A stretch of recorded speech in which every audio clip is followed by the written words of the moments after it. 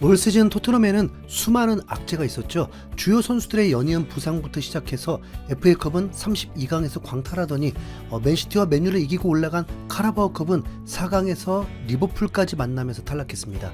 리그에서도 무려 15패를 기록하면서 역대 최다 패배의 기록들을 소환했고요.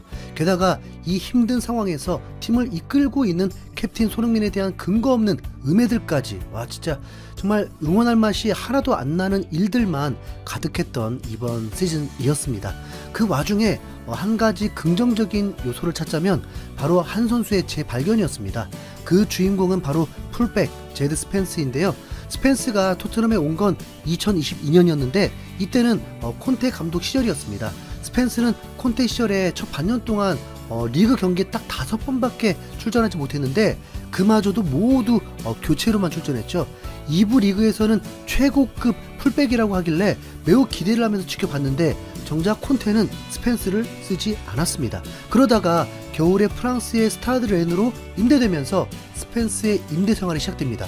스타드 렌, 리즈, 제노아까지 2년 동안 3개 팀을 돌아다니기만 한 겁니다. 실제 마지막 임대팀인 제노아에서는 스펜스를 마음에 들어해서 완전 영입하려고 150억 정도를 제안했던 적도 있죠. 하지만 작년 프리시즌 동안에 스펜스는 엔지 감독의 마음을 사로잡는 데 성공했고 적어도 백업 선수로는 쓸 수 있겠다는 합격점을 받았습니다. 그러다가 붙박이 주전이던 우두개 부상으로 그때부터 본격적인 출전이 시작되었죠.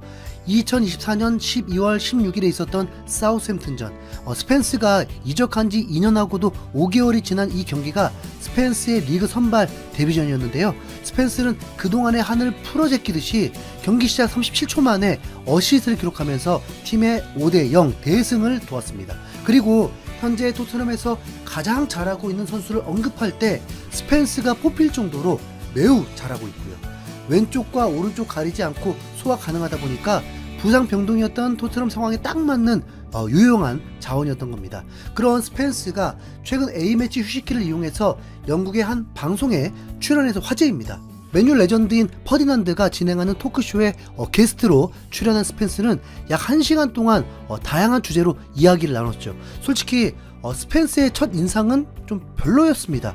머리 스타일이나 걷는 모습 같은 게 왠지 좀 모르게 좀 껄렁껄렁한 느낌이 들면서 소위 말하는 좀 MG 느낌이 좀 많이 났거든요.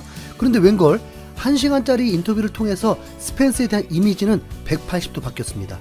과장해서 말하자면 손흥민 같은 느낌이 들면서 아주 모범생 같은 이미지로 변한 건데요. 스펜스는 실내에서 진행되는 토크쇼에 선글라스를 쓰고 등장했는데 이때까지만 해도 역시 MZ스럽다라는 생각으로 부정적인 생각을 갖고 있었습니다. 하지만 첫 질문에 대한 대답을 듣는 순간 스펜스가 생각보다 어른스럽다고 느꼈죠. 퍼디난드는 스펜스에게 토트넘에 오자마자 임대만 다니는 게 어땠냐고 물었는데 스펜스는 당시 겪었던 어려움을 과장하지 않고 담담하게 전했습니다. 쉽지 않았다. 해외로 이사를 가야 했고 적응할 만하면 다시 돌아왔다. 새로운 문화와 언어에 적응해야 했고 친구도 없어서 외로웠다라면서 임대 시절을 설명했습니다. 사실 스펜스가 토트넘에 왔을 때는 만 20살로 지금도 만으로는 고작 24살이거든요. 자메이카 혼혈이라서 그렇게 안 보이지만 스펜스는 영국 런던에서 태어난 영국 토박이입니다. 그러니까 스타드 렌으로 임대를 갔던 게 아마 첫 해외 생활이었을 겁니다. 프리미어리그에서 뛸 수 있다는 기대감을 안고 토트넘에 왔던 스펜스 입장에서 상당히 충격적일 수도 있는 일인데도 불구하고 아무렇지 않게 얘기를 하는 걸 보고 의외라고 생각했죠. 스펜스는 이어지는 콘테에 대한 질문에도 아주 어른스럽게 대답했습니다. 2022년 당시 콘테는 스펜스의 영입에 대해서 자신의 결정이 아니라 구단의 결정이었다면서 자기가 원한 선수가 아니라고 했는데요. 콘테의 이 발언은 큰 화제가 되면서 어린 스펜스에게 상당한 충격을 줬습니다.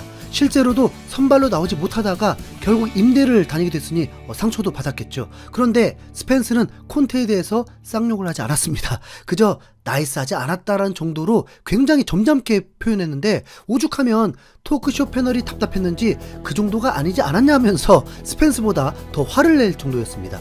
그럼에도 불구하고 스펜스는 원래 축구가 불공평한 것이라고 말하면서 어른스럽게 답했습니다. 축구 선수들은 받아야 될 기회를 못 받는다고 느낄 때도 있다.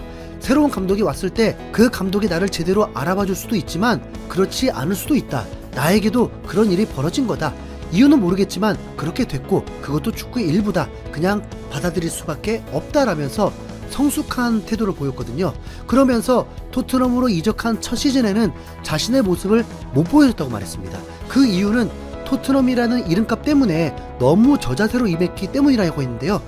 이적 첫 시즌에 난 내 모습을 못 보여줬다. 토트넘 선수들을 너무 존경했기 때문이다. 노팅엄에서 토트넘이라는 빅클럽으로 오다 보니까 겸손해도 너무 겸손했다라면서 다소 위축된 모습으로 지냈던 탓에 진정한 실력을 보여주기 힘들었다고 했습니다. 그 때문인지 스펜스는 자신의 실력에 대해서 방송에서 엄청난 자신감을 표현했는데요. 지금까지 가장 맞기 어려웠던 선수가 누구냐고 묻는 질문에 대해서 없다라고 대답한 겁니다. 1대1 대결이라면 누구에게도 밀리지 않고 잘 막아낼 수 있다는 자신감을 드러냈죠. 스펜스는 키가 188cm로 사이드백 치고는 큰데다가 스피드도 빠른 걸로 알려져 있기 때문에 피지컬적으로는 분명 좋습니다.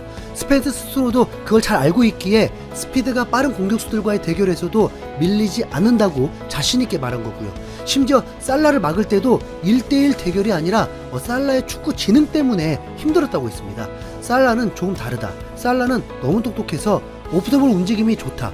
볼을 가지고 있지 않을 때도 신경을 써야 한다. 하지만 1대1로 막는다면 막을 수 있다라면서 자신의 수비력에 확신을 갖고 답했습니다. 스펜스는 특히 스피드가 장기인 선수들을 잘 막아낼 수 있다고 말했는데 네가 빠르면 나도 빠르다는 생각으로 실수하지 않는 한 다 막을 수 있다고 했죠. 축구 팬들 사이에서 꼰대로 유명한 퍼디난드도 스펜스를 마음에 들어했는데요. 그 이유는 바로 스펜스의 마음가짐 때문입니다. 스펜스는 어릴 때부터 풀백이 하고 싶었다면서 수비수에게도 재능이 필요하다고 했는데 수비를 성공했을 때 짜릿함을 느끼는 본능이 필요하다고 했습니다. 수비를 할 때는 기술도 중요하지만 마음이 가장 중요하다. 상대를 진심으로 막으려는 마음이 먼저다. 난 수비를 성공했을 때 전율을 느낀다. 1대1 상황에서 아무도 나를 뚫고 가지 못하게 만들고 싶다라면서 수비에 대한 철학을 털어놨습니다. 맨유의 레전드 센터백인 퍼디난드는 스펜스가 한 대답이 매우 마음에 든다면서 내 말이 바로 그 말이다.